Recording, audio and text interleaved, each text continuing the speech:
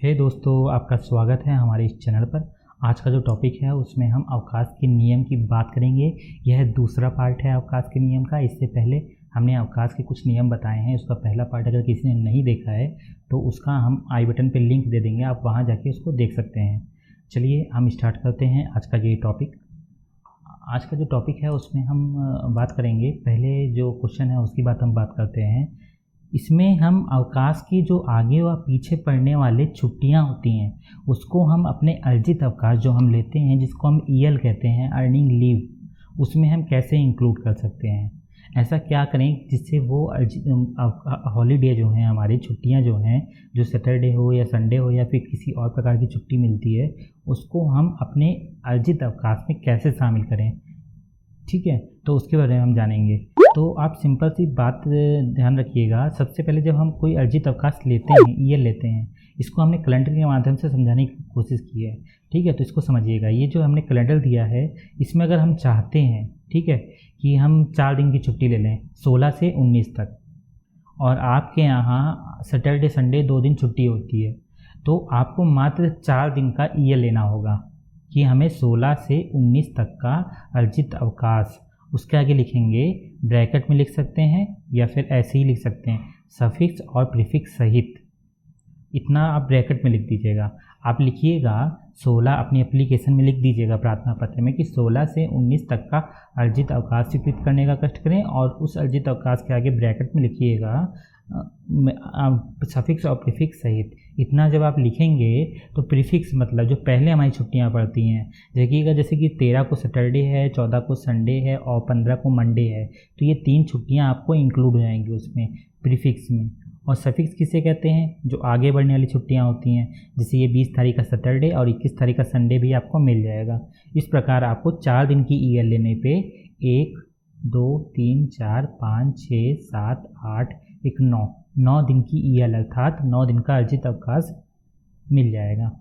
लेकिन आपके खाते से मात्र 4 दिन का ही अर्जित अवकाश घटाया जाएगा, और आपको पूरे अपने सर्विस काल में मात्र 300 ईएल बचा के रखनी होती हैं, जिसका पैसा आपको मिलता है रिटायरमेंट के टाइम पे नकदीकरण के रूप में मिलता है। मतलब कि 300 पैसे पे जितना भी आपका पैसा बनता है वो आपको नकदीकरण के रूप में आपको दिया जाता है।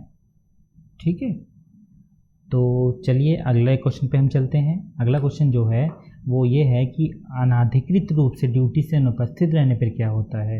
हमारे वीडियो में कई लोग कमेंट में हमसे पूछते थे कि अगर कोई 5 साल या 2 साल या कई दिन नहीं आता है तो क्या उसके ऊपर कोई कार्रवाई हो सकती है।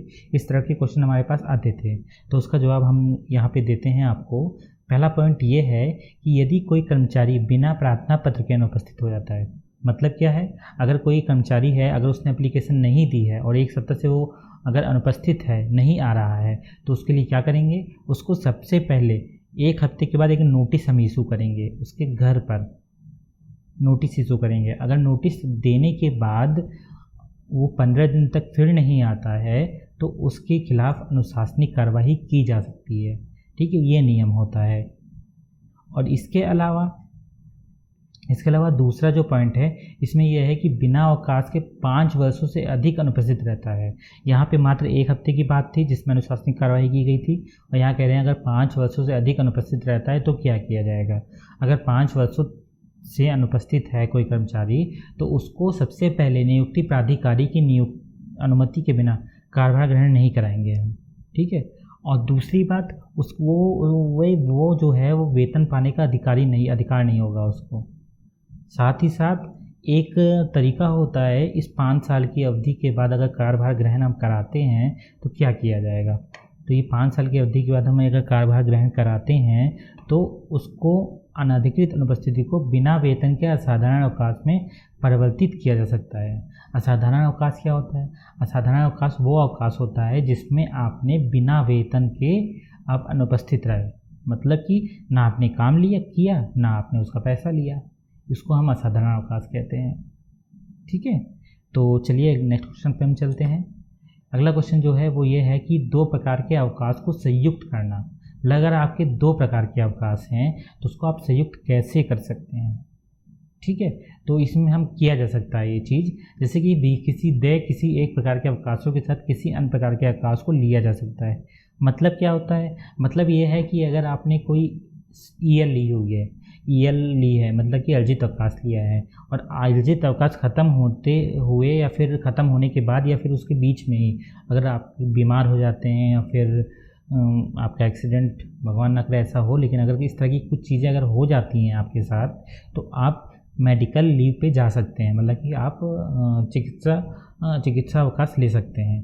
ठीक है। इसके अलावा किसी शादी में जाना पड़ जाए आपको, या फिर कहीं घूमने जाना पड़ जाए, तो 2-3 दिन अगर आप बढ़ाना चाहते हैं तो उसको आकस्मिक अवकाश में भी परिवर्तित किया जा सकता है।